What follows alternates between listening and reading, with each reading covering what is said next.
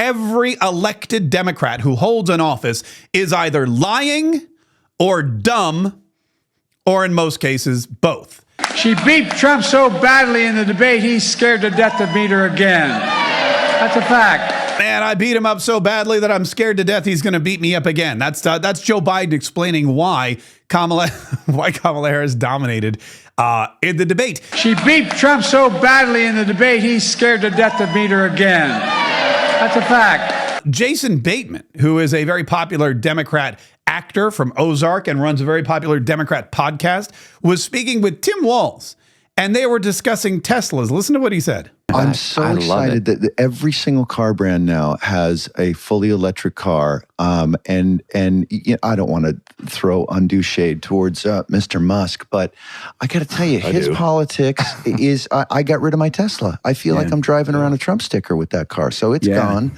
Jason Bateman had a Tesla, which I guess he thought was cool at one point because it was an all-electric vehicle, and it was a Tesla. Everyone wanted a Tesla. Everyone in Hollywood was driving Teslas. Then all of a sudden, Elon Musk started to support Donald Trump and came out in favor of Donald Trump and went dark MAGA at the rally. And just we found out yesterday has donated $75 million to a pro-Trump PAC. A lot of that money, I'm sure, came from Jason Bateman's Tesla purchase. But now Jason Bateman's like, every time I drive around in a Tesla, I feel like I'm driving around in a giant Trump sticker.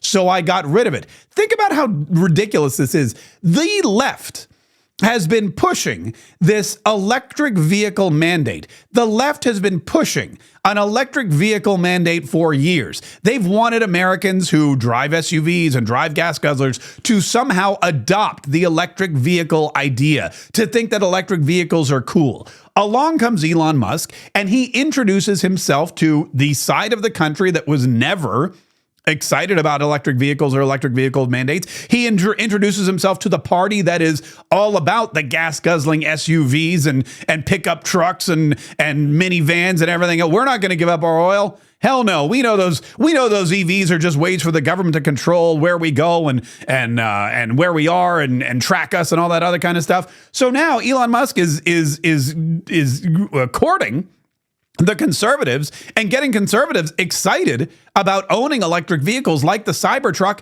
And what happens? The liberals are all upset because he likes Donald Trump. So now they're getting rid of their Teslas. They loved Tesla when he thought Tesla, Elon's going to take over the world. Everyone's going to be driving a Tesla. Well, now everyone is. Donald Trump is all about a Tesla. Donald Trump's got a Cybertruck. They can't stand it. They're just, I don't know, lying or dumb, one or the other. Here in Jacksonville, our mayor, and I use that term, our mayor used to be a TV reporter, and she retired from being a TV reporter. She ran for Congress and she lost.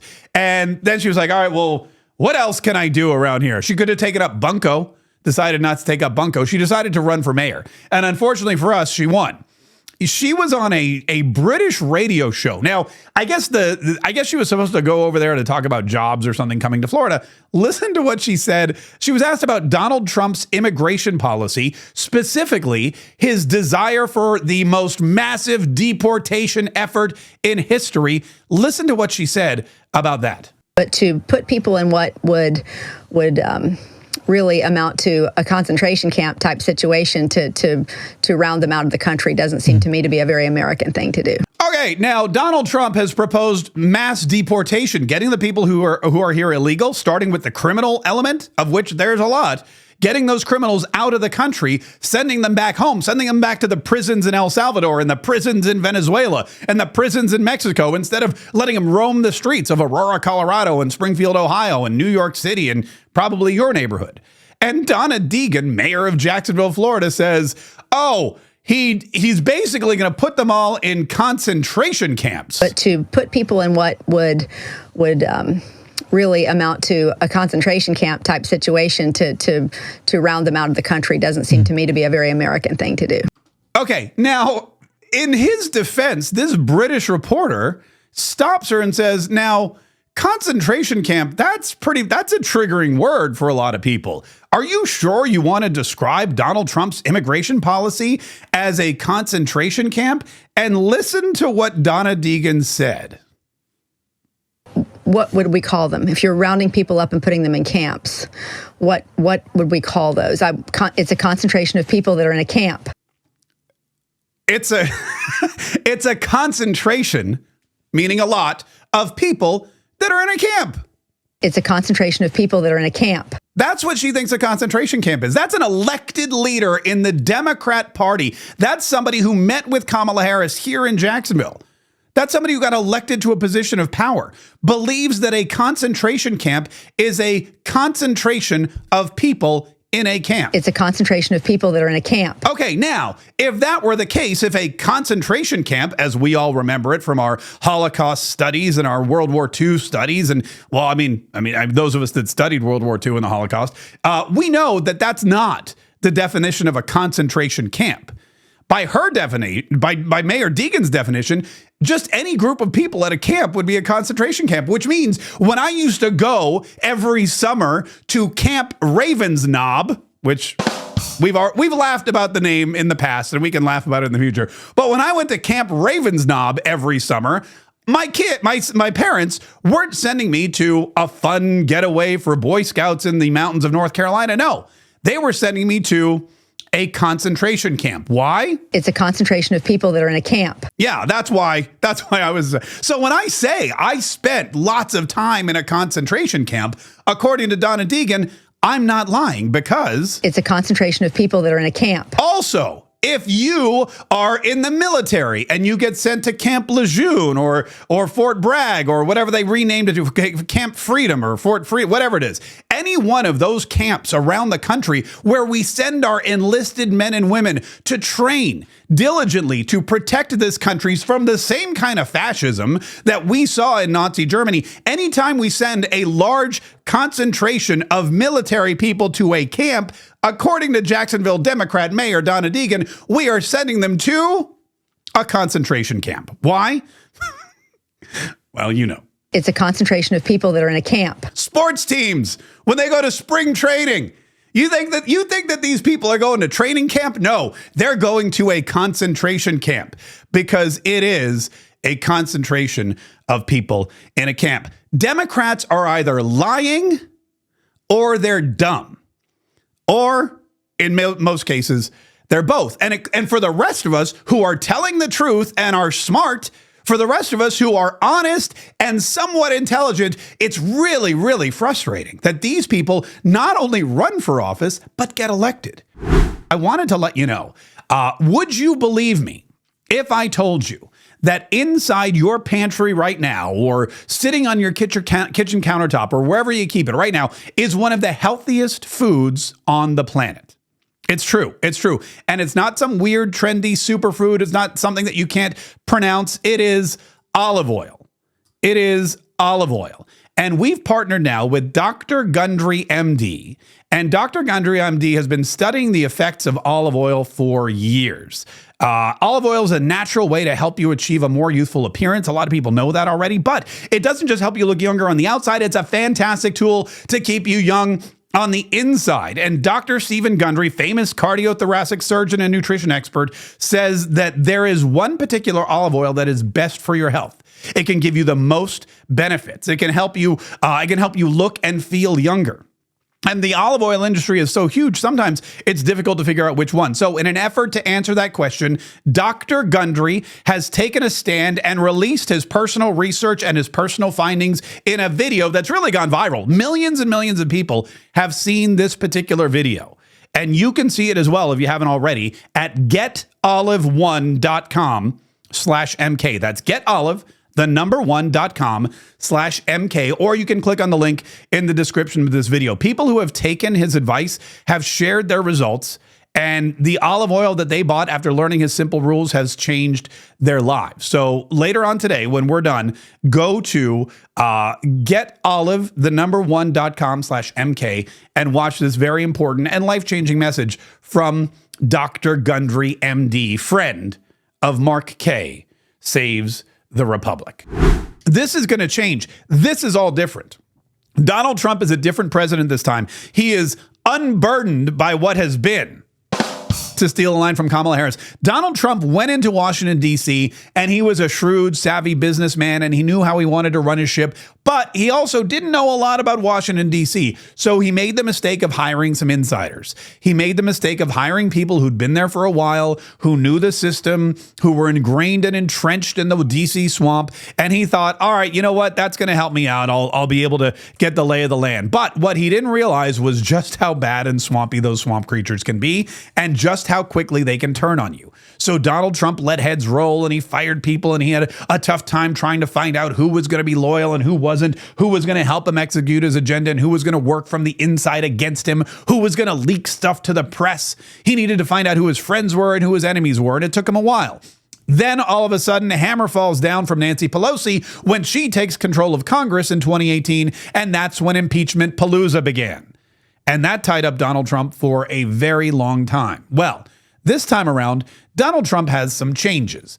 Donald Trump has spent the last, really since 2018, so the last 6 years, campaigning for and finding Congress people and senators who will not stab him in the back, who will not abandon the party when things get tough, and who will work diligently against impeachment.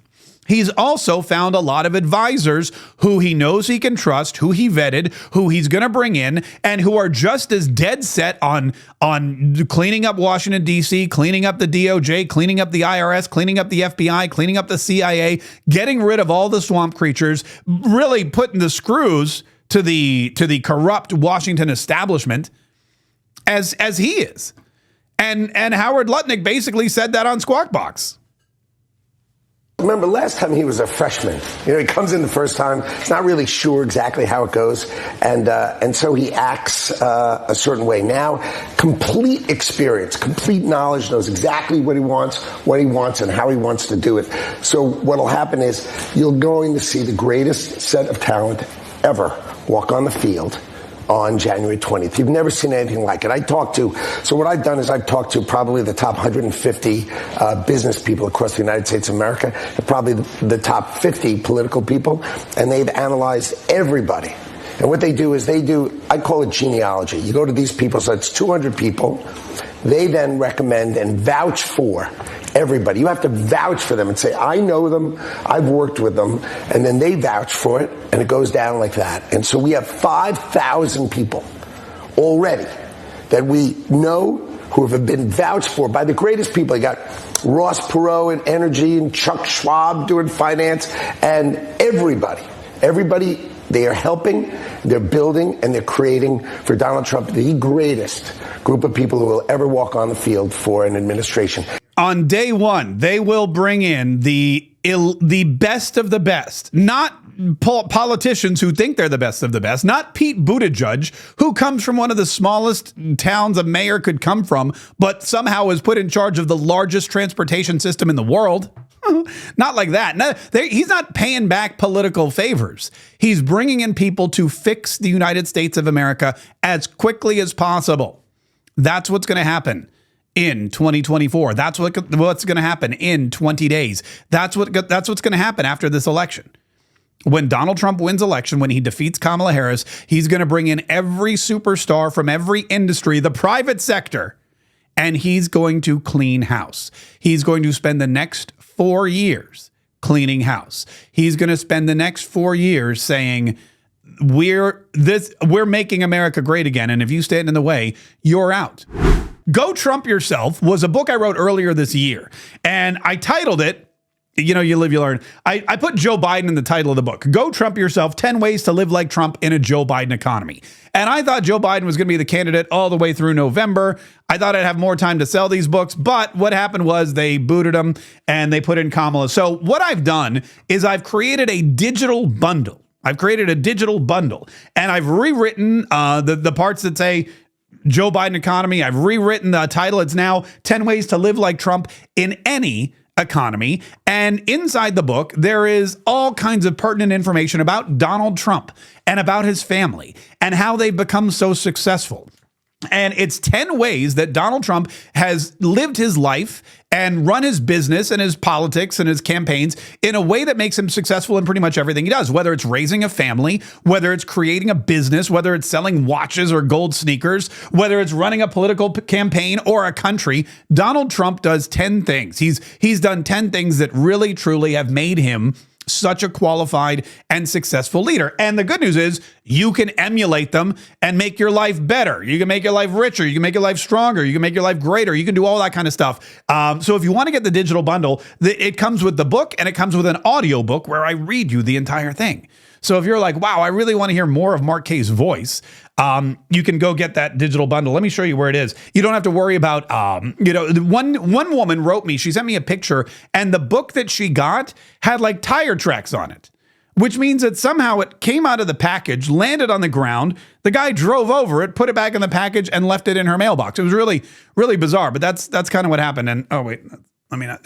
Oh, there we go. But if you, there's a lot of reviews. You can read all the reviews. There's tons of them on Facebook. You guys are so generous. It goes into what the book's really about. And then as you can see, there's the audiobook and the ebook, and you get them both if you go to markkay.com/Trump.